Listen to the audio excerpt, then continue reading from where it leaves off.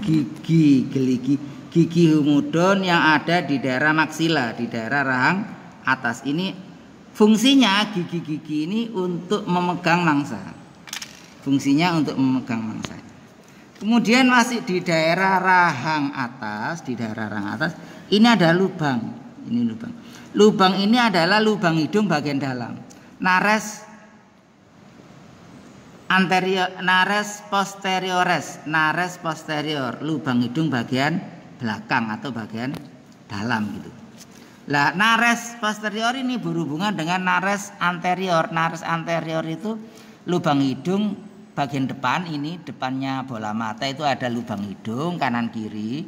Lubang hidung itu berlanjut ke nares posterior ini, lubang hidung bagian dalam.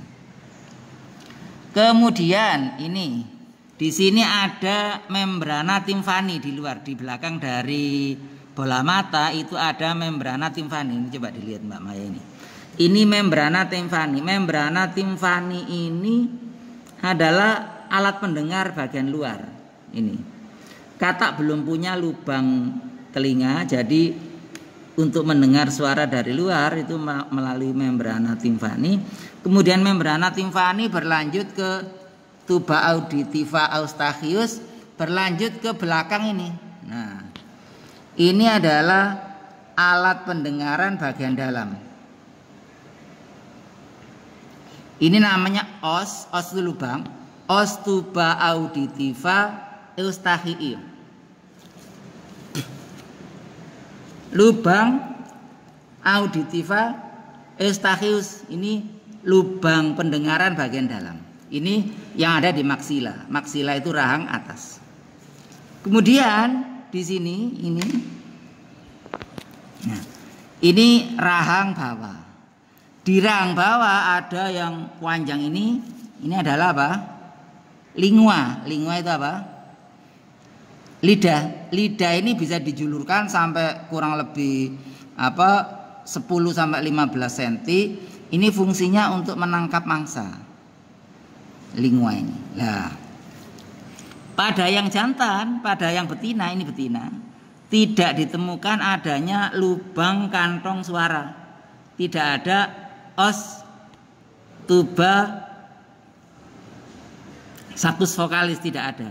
Karena betina tidak punya kantong suara, betina tidak menghasilkan bunyi. Berbeda dengan yang jantan.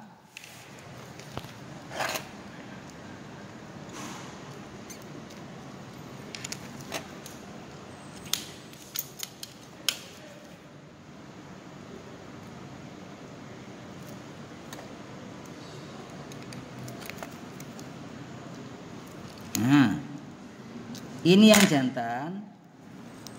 Yang jantan kalau dibuka di sini. Nah, ini ada os auditiva saccus vocalis. Jadi di sini ada lubang yang berhubungan dengan kantong suara. Lubang ini berhubungan dengan kantong suara. Lah, kantong suaranya itu kalau malam hari kataknya bernyanyi menghasilkan suara. Biasanya di mandibulanya itu kelihatan metuntung. Nah, itu bunyi suara khas dari katak. Sudah tadi rongga faringnya. Ini rongga faring yang di tengah ya. Rongga faring yang di tengah ini yang berhubungan ke saluran nafas dan saluran pencernaan. Di sini ada faring ke saluran pencernaan, ada laring ya. Laring itu ke saluran nafas.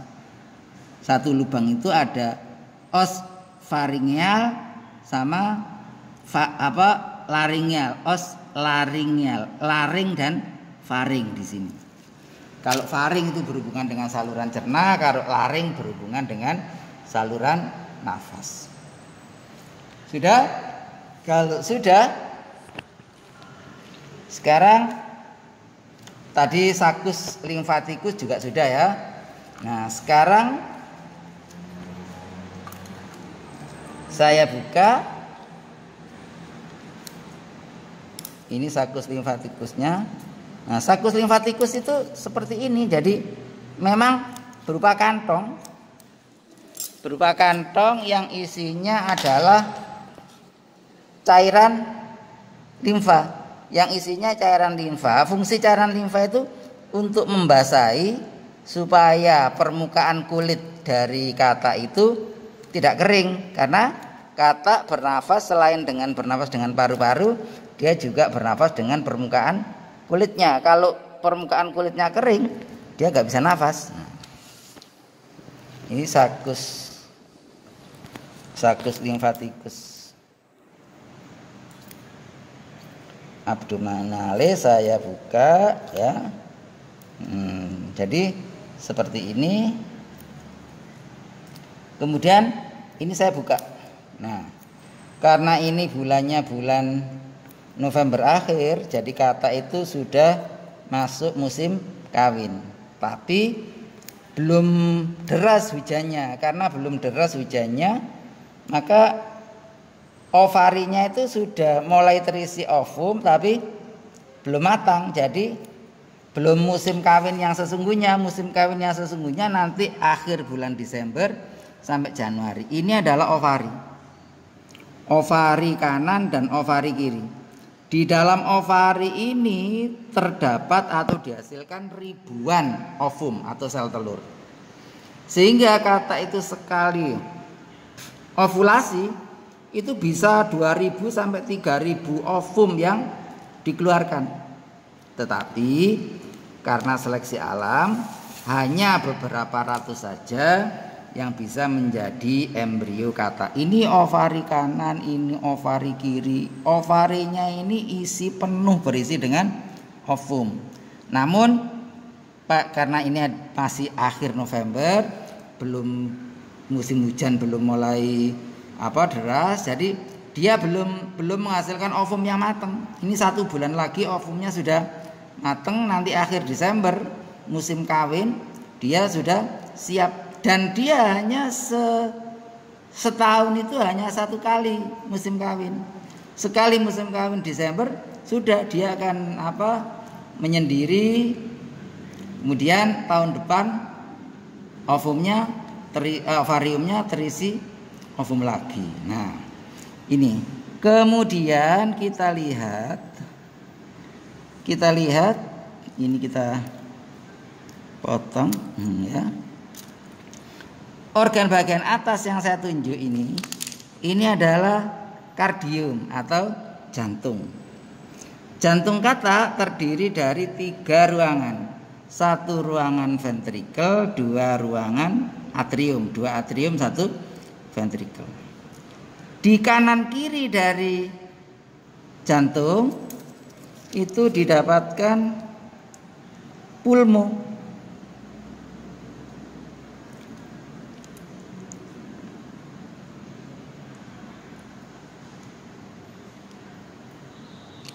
Nah, pulmonya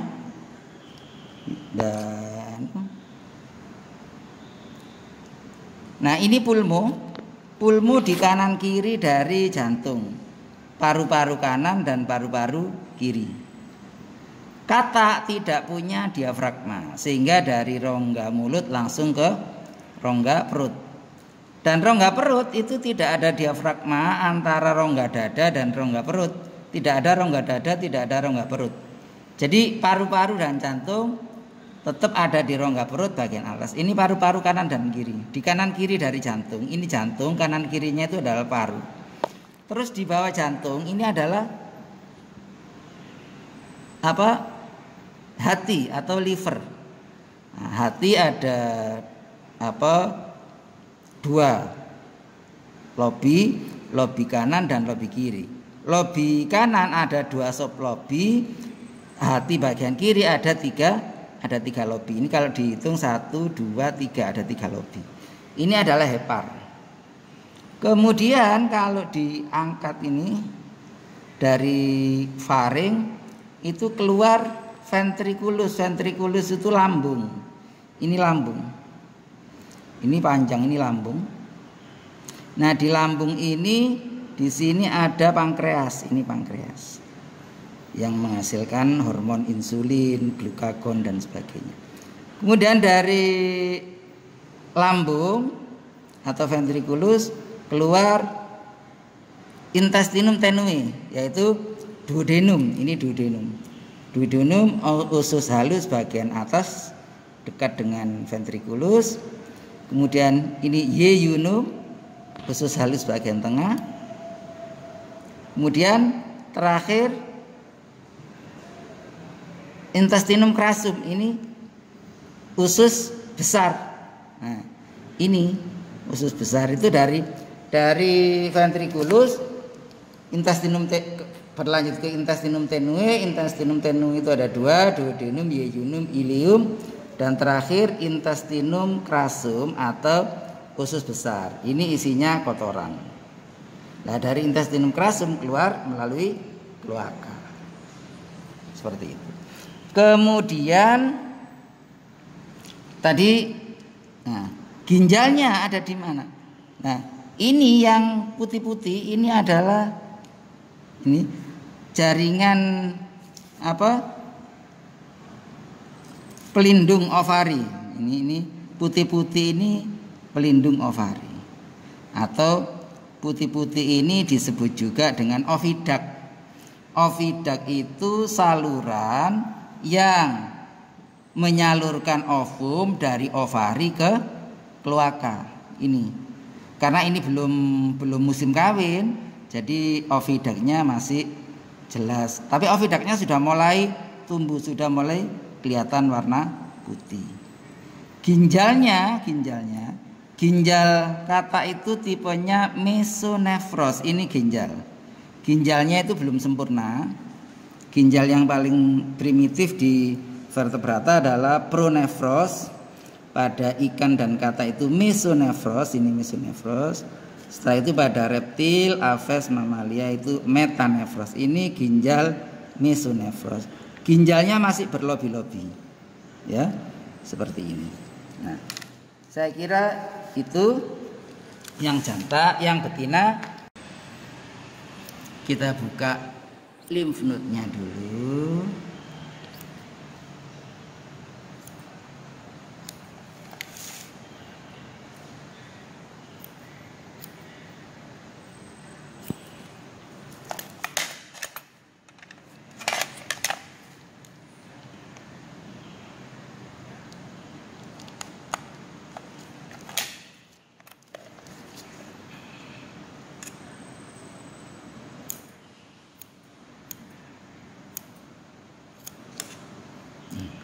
Pada iki podo wedok iki bae. Iki ya ovari. Coba yang kayaknya ternyata ini dilihat besar kecilnya, ternyata ini betina juga ovari. Kalau ini alat reproduksinya bukan berupa ovari, tapi berupa testis. Lah, testis itu suatu massa warnanya kuning seperti seperti cotton bud gitu loh. Seperti cotton bud. Ini kebetulan keliru tadi ngambilnya. Ini dikiranya jantan karena kecil. Ternyata setelah dibedah isinya itu ovari. Kalau ovari berarti betina. Nah, kalau jantan di sini ada testis. Testisnya itu jumlahnya 2 kanan kiri. Tepat nempel di atasnya ginjal. Warnanya kuning. Fungsinya untuk melakukan proses spermatogenesis dan spermiogenesis. Spermatositogenesis dan spermiogenesis itu proses pembentukan spermatozoa yang terjadi di dalam tubulus seminiferus contortus dari testis. Nah, testisnya ada di sini. Kebetulan yang saya bedah ini dikiranya tadi hewan jantan, ternyata setelah dibuka ada ovari kanan kiri. Nah, kalau ada ovarinya ya pasti gak ada testisnya. Nah, sudah tidak apa-apa. Jadi kalau yang jantan alat reproduksinya berupa sepasang testis warnanya kuning, bentuknya seperti cotton bud, oval memanjang begitu. Nah, fungsinya untuk menghasilkan sel-sel spermatozoa. Organ-organ dalam persis sama seperti ini. Saya kira demikian. Nanti selain ditunjukkan gambar video oleh Bu Maya, nanti ada foto-foto ya. Foto-foto itu silakan saudara lengkapi. Silakan saudara lengkapi. Namun foto itu saudara tidak perlu membuat laporan praktikum karena tidak ada laporan praktikum. Itu cukup saudara pelajari sendiri. Nanti kalau pas UA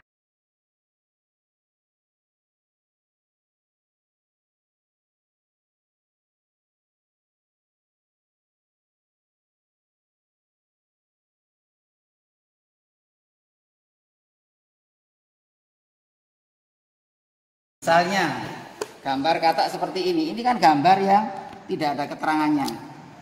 Gambar yang tidak ada keterangannya itu nanti saya akan bertanya, bagian yang ditunjuk dengan nomor 1 ini adalah apa namanya? Nah, nanti saya beri option, saya beri pilihan. Jawabannya benar hanya ada 1. Dia sakus limfatikus juga seperti ini. Nah, ini sakus limfatikus apa ini? Ini meluma apa mengkurep? Ini kan meluma. Apa posisi apa ventral? Ini sakus limfatikus mandibularis. Yang saya tunjuk dengan nomor 1 apa? Sakus limfatikus mandibularis. Lagi yang ditunjuk dengan nomor 2 apa? Sikus limfatikus lateralis. Seperti itu. Ya, paham? Nah, ini tolong gambar-gambar ini difoto dulu Bu Maya, kemudian dimasukkan. Sampai cari keterangannya sampai sampean bisa memberi keterangan. Ini sakus limfatikus. Lah ini faringnya. Kemudian ini organ dalam. Nah, ini organ dalam, ini difoto.